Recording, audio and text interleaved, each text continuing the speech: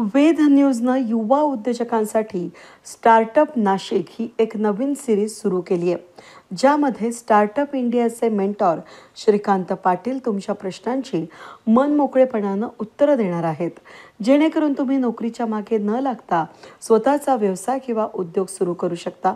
पहिल्या भागात लेट अण्णासाहेब पाटील पॉलिटेक्निकच्या विद्यार्थ्यांचं स्टार्टअप विषयी असणारे प्रश्न आणि त्यावर स्टार्टअप इंडियाचे मेंटॉर श्रीकांत पाटील यांचे उत्तरं आता जाणून घेऊया. तुमच्या मनात पण स्टार्टअप विषयी काही प्रश्न असतील तर तुम्ही वेद न्यूजच्या माध्यमातून विचारू शकता.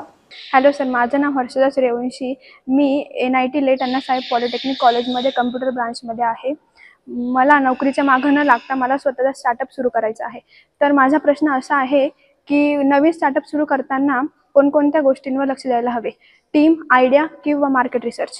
नमस्कार, मी Shrikant Patil, startup India mentor, सध्या नाशिकमध्ये आहे. हर्षदा, तुझा प्रश्न अतिशय छान आहे आणि पहिले तर तुझं अभिनंदन की तू स्वतःचा स्टार्टअप करण्याचे ठरवलेले आहे. आणि खरंच आपण स्वतः नोकरी केल्यापेक्षा नोकरी देणारे बनणे हे करणे आपलं गरजेचं, काळाची गरज पण आहे. आणि यामध्ये तुझा जो प्रश्न आहे की स्टार्टअप सुरू करताना कुठल्या गोष्टींवरती फोकस करावा, आयडिया असेल किंवा टीम बिल्डिंग आहे किंवा मार्केटिंग आहे, माझं तुला उत्तर असेल की सुरुवात आपल्याला आयडियापासून करायची आहे. ती इनोव्हेटिव्ह पाहिजे आणि त्याचं जे सोल्युशन आहे ते सुद्धा इनोव्हेटिव्ह पाहिजे. तो जो प्रश्न असेल किंवा ती जी आयडिया असेल, चॅलेंज असेल, ते कदाचित रेग्युलर असेल, तुमच्या गल्लीमधलं सुद्धा असू शकेल, जर तुमच्या कॉलेजमधलं असू शकेल, कॉलेज कुठलेही चॅलेंज किंवा कुठले जे प्रॉब्लेम आहे सोसायटीमधले ते असेल, त्याचं जे सोल्युशन आहे ते आपल्याला इनोव्हेशन किंवा इनोव्हेटिव्ह करायचं आहे. तर त्यामुळे मला असं वाटतं की तुम्ही पहिले फोकस आयडियावरती करायचं. आयडिया झाल्यानंतर तो आपल्याला रिअल प्रॉडक्टमध्ये कन्व्हर्ट करण्यासाठी फंड लागेल. त्यानंतर आपल्याला टीम बिल्डिंग करायची आहे आणि एकदा आपण स्टार्टअप रजिस्टर्ड झाला स्टार्टअप इंडियाकडनं की त्यानंतर आपण मग स्केलअप करण्यासाठी आपल्याला मार्केटिंगवर फोकस करावं लागेल. हॅलो सर, माझं नाव सत्यम कैलास फड आहे. Me let Annasaheb Patil polytechnic कॉलेजमध्ये SYCO ब्रांचला असून माझा असा प्रश्न आहे की आपण स्टार्टअप सुरू करताना आर्थिक नियोजन कसे करावे आणि भांडवल कसे उभारावे? सत्यम, खूप छान प्रश्न विचारलेला आहे. कुठलाही स्टार्टअप असो किंवा बिझनेस असो, MSME असो, पैशांशिवाय तो सुरू होत नाही आणि हा डाऊट येणं साहजिक आहे. तर कुठला स्टार्टअप जर आपल्याला सुरू करायचा असेल तर तुमच्याकडे आयडिया हे पाहिजेच आणि आयडियावरनं तुम्हाला जर ते रिअल प्रॉडक्टमध्ये कन्व्हर्ट करायचं असेल तर त्यासाठी तुम्हाला भांडवल लागेल. आणि ही आपल्यासाठी एक सुवर्णसंधी आहे की केंद्र सरकारने किंवा आपल्या इथे राज्य सरकार महाराष्ट्रामध्ये आहे, त्यांनी आपल्याला एक सीड फंडिंग फॅसिलिटी दिलेली आहे. स्टार्टअप इंडियाने पण सीड फंडिंग दिलेली आहे, राज्य सरकारने पण दिलेली आहे. आपल्याला 20 लाखापर्यंत सीड फंडिंग केंद्र सरकारकडनं मिळतं आणि महिला किंवा मुलींनी जर एक स्टार्टअप रजिस्टर केला तर आपलं राज्य सरकारने सुद्धा अहिल्याबाई होळकर योजनेअंतर्गत आपल्याला 25 लाखापर्यंत सीड फंडिंग मिळतं. सीड फंडिंग ही अशी योजना आहे की ती तुम्हाला थ्रू इन्क्युबेशन सेंटर तुमची आयडिया जी आहे ती तुम्हाला रिअल प्रॉडक्टमध्ये कन्व्हर्ट करण्यासाठी जो खर्च येतो त्याच्यासाठी पैसे मिळतात आणि त्यासाठी पूर्ण मदत मिळते. अच्छा, हे पैसे आपल्याला परत करण्याची गरज नाही पडत. हे लोन नाही आहे, हे आपल्याला हँड होल्डिंग सपोर्ट आहे, केंद्र सरकार असेल किंवा राज्य सरकार. हॅलो सर, मी आकांक्षा संतोष सावंत. मी NIT late Annasaheb Patil polytechnic SY electronics and telecommunication या ब्रांचमध्ये शिकत आहे. सर, माझा प्रश्न असा आहे की नवीन स्टार्टअप सुरू करताना सरकारी योजना व CSR फंड यावर माहिती व लाभ कसा मिळवावा? आकांक्षा, तुझा प्रश्न साहजिक आहे की स्टार्टअप करण्यासाठी फंड किंवा CSR फंड कसे अवेलेबल करते.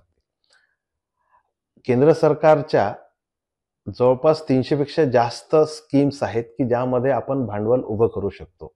स्टार्टअप उभा करायचा असेल तर आपल्याला सीड फंडिंगद्वारे स्टार्टअप इंडियाकडनं सीड फंडिंग मिळते आणि वेगवेगळ्या मिनिस्ट्री आहे, बायरॅक आहे, MSME मिनिस्ट्री आहे, MIT आहे, मिनिस्ट्री ऑफ इलेक्ट्रॉनिक्स आहे, किंवा STP आहे, तुमचा प्रोजेक्ट कुठल्या फील्डमध्ये आहे, तुमचा प्रॉडक्ट किंवा तुमची आयडिया कुठल्या फील्डमध्ये आहे, सेक्टरमध्ये आहे, त्या मिनिस्ट्रीकडनं आपल्याला 20 लाखापासून तर 50 लाख किंवा 1 करोडपर्यंत आपल्याला फंडिंग मिळतं, जे तुमचा स्टार्टअप उभा करण्यासाठी मदत मिळते.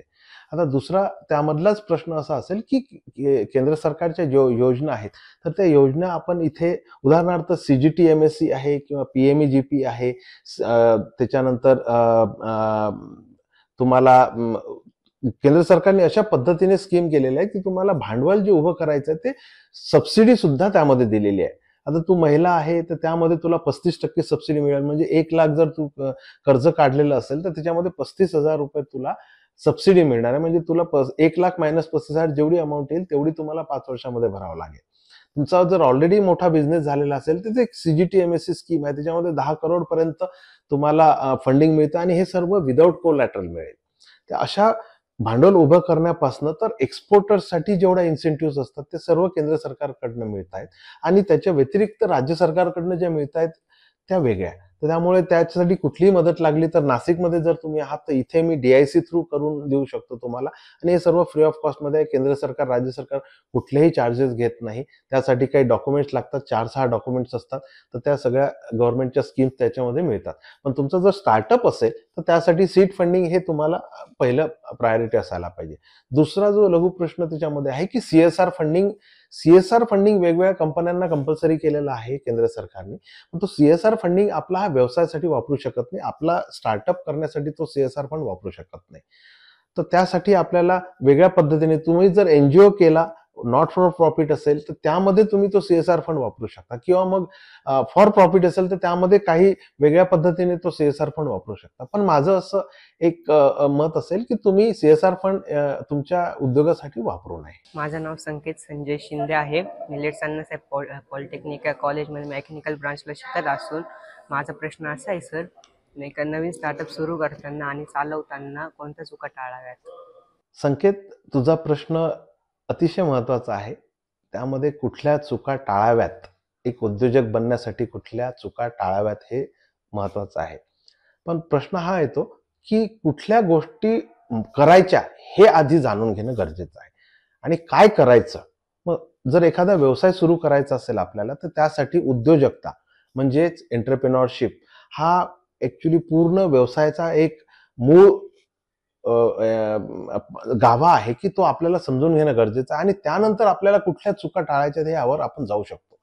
उद्योजकता असं आहे की उद्योजकतामध्ये तुम्हाला वेगवेगळे सेक्टर्स किंवा वेगवेगळे स्टेक होल्डर्स असतात. त्याच्यामध्ये आपण स्वतः ॲज अ फाउंडर म्हणून काय काय करायचं, त्यानंतर त्यामध्ये मार्केटिंग टीम आहे, टीम बिल्डिंग आहे, त्यामध्ये मार्केटिंग टीमला मला सांभाळायला लागेल, रिसर्च अँड डेव्हलपमेंट मला सांभाळायला लागेल, फायनान्स मला सांभाळायला लागेल, HR मला सांभाळायला लागेल, ऑपरेशन्स, प्रोडक्शन, ह्या सगळ्या गोष्टी कशा पद्धतीने करायच्या त्या सांभाळायच्या आणि मग आपला व्यवसाय उभा करायचा, एक फाउंडेशन उभं करायचं आणि त्यानंतर मग हळूहळू तो मोठा स्केलअप करायचा. तर ही एक मोठी प्रोसेस आहे. रेग्युलर कन्व्हेन्शनल किंवा ट्रॅडिशनल पद्धतीने त्याला MSME मध्ये प्रत्येक उद्योग सुरू केल्यानंतर तो त्याचा एक ब्रेक इव्हन पॉईंट जो आहे तो 3 वर्षांनी असतो. म्हणजे 1000 दिवसानंतर त्याला ब्रेक इव्हन पॉईंट मिळतो आणि एखादा व्यवसाय जर 5 वर्ष सक्सेस झाला तर 5 वर्षानंतर तो बंद पडणार नाही. तर स्टार्टअपसाठी सुद्धा तेच आहे. आपल्याला 1 ते 2 वर्षामध्ये तुम्ही शून्यापासून 1 बिलियन म्हणजेच एक युनिकॉर्न होऊ शकतात. भारतामध्ये जवळपास 117 पेक्षा जास्त युनिकॉर्न्स आहेत ज्या स्टार्टअपची व्हॅल्युएशन $1 बिलियन आहे. यांनी सुद्धा खूप चुका केलेल्या आहेत, पण चुका करायच्या आधी त्यांनी उद्योजकता किंवा एंटरप्रेन्योरशिप हे शिकून घेतलेलं आहे. त्यामुळे मी संकेत असं तुला सांगेल की आधी तुम्ही एंटरप्रेन्योरशिप पहिले शिकून घ्यावं आणि त्यासाठी मी तुम्हाला मदत करेन. लवकरच तुमच्या कॉलेजमध्ये येईल. वेद न्यूज ब्युरो, नाशिक.